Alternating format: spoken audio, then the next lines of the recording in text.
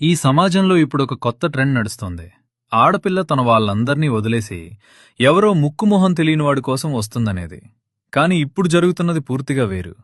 ఆమె తన వాళ్లను వదిలి రావటం రట్టే. కాని ఆ అబ్బాయి జీవితంలోకి ఆమె ప్రవేశించిన తర్వాత ఆ అబ్బాయి తన సొంత బంధువులకు, తన కుటుంబానికి, తన ప్రాణమిత్రులకు క్రమంగా దూరమవుతున్నాడు. విచిత్రం ఏంటంటే ఆ అమ్మాయి మాత్రం తన తల్లిదండ్రులకు, తన అక్కచెల్లెళ్లకు మునుపటి కంటే ఇంకా ఎక్కువ దగ్గరవుతుంది. చివరకు మనవడు, మనవరాలు కూడా నానమ్మకు దూరమవుతూ అమ్మమ్మకు దగ్గరవుతున్నారు. మన రక్తం పంచుకున్న బంధువులు మనకు దూరమైపోతుంటే ఆమె తరపు దూరపు బంధువులు మనకు అత్యంత ఆప్తులవుతున్నారు.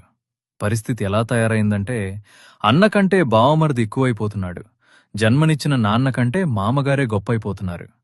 ఆడపిల్ల తన వాళ్ళను వదిలేసొస్తుంది అని లోకం తెగ పొగిడేస్తోంది. కాని అసలు విషయం ఏంటంటే తను వదిలేసొచ్చేది నిన్ను కలుపుకొని పోవటానికి మాత్రమే, కేవలం నిన్ను మాత్రమే.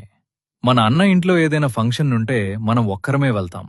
అదే బావమరిదింట్లో ఫంక్షన్ ఉందంటే చాలు, పెళ్ళాం, పిల్లలతో సహా కుటుంబమంతా సర్దుకుని వెళ్ళిపోతాం. ఎందుకంటే మనకు అన్నతో ఏదో ఒక గొడవ ఉంటుంది. అదే బావమరిదితో ఏ గొడవ ఉండదు. నీకు నీ బావమరిదికి మధ్య ఉన్నది కేవలం చుక్క ముక్క రిలేషన్ మాత్రమే.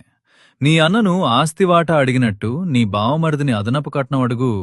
అప్పుడు తెలుస్తుంది నీ అన్న ఎలాంటివాడో, నీ బావమరిది ఎలాంటివాడో.